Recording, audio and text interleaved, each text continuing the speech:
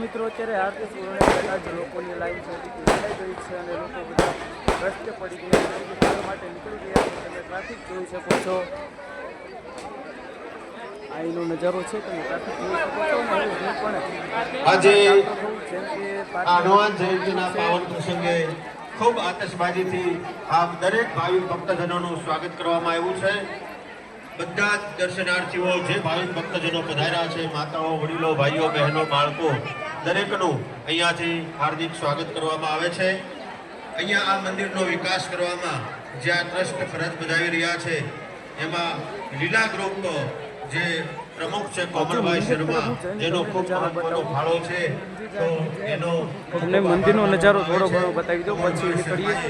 જોઈ શકો છો ગાઈસ, તમે જો ચેનલમાં નવા હોય તો પ્લીઝ ચેનલને સબસ્ક્રાઇબ કરીને ઓલ નોટિફિકેશન પ્રેસ કરી દેજો, જેનાથી અપડેટ મારી ઇન્ફોર્મેશન તમે પહોંચી રહે છે. જોઈ શકો છો આપણે ખૂબ ખૂબ ધન્યવાદ આપીએ છીએ.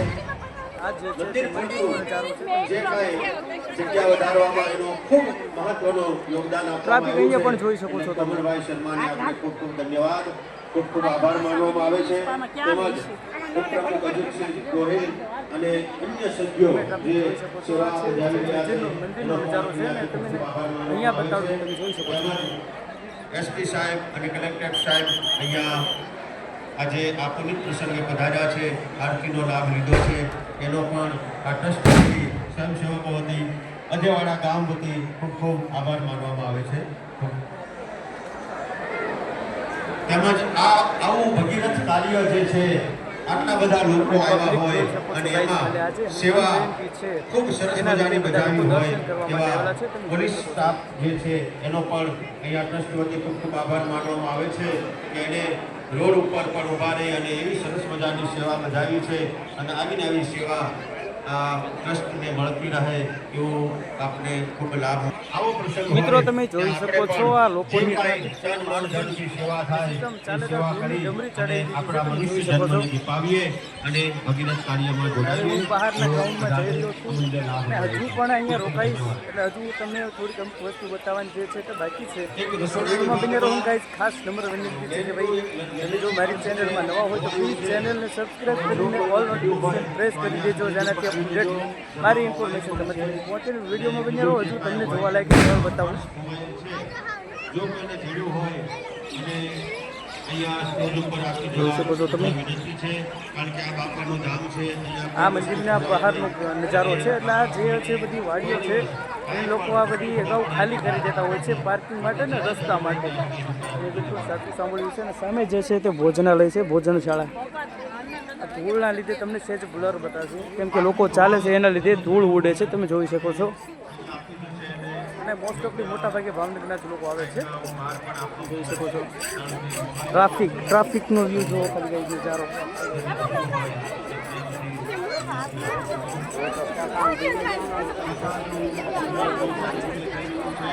ચાલવામાં કેવડાવે જાય છે, તમે જોઈ શકો છો. આ લોકોનું જે ટ્રાફિક જે છે હજુ લોકો બધા આવે જ છે, આવું ચાલુ જ છે લોકોની. સામે જે છે તે પાર્કિંગ બનાવવામાં આવ્યું છે સામે.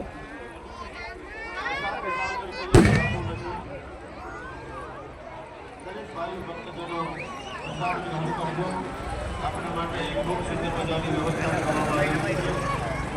સ્વયંસેવક ભાઈઓ ખૂબ સારી રીતે સેવા કરી રહ્યા છે. પ્લીઝ યાર ફરી એકવાર રિક્વેસ્ટ કરું છું કે જો તમે ચેનલમાં નવા હોય તો ચેનલને સબસ્ક્રાઈબ કરો યાર, જેનાથી આવા નવા જે તમે નહીં જોયો તે તમને લોકેશન ઘરે બેઠા બતાવીશ. જે તમે નહીં જોયા હોય તે સ્થળ, ધાર્મિક સ્થળો.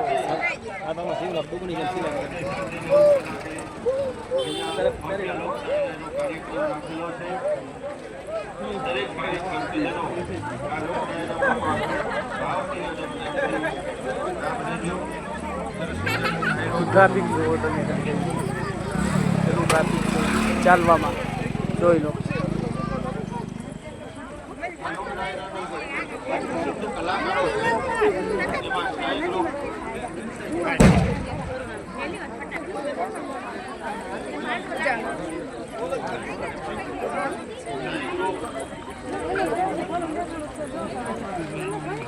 શ્રી ઓમભાઈ દરિયાના સથવારે આ લોક ડાયરાનું આયોજન કરવામાં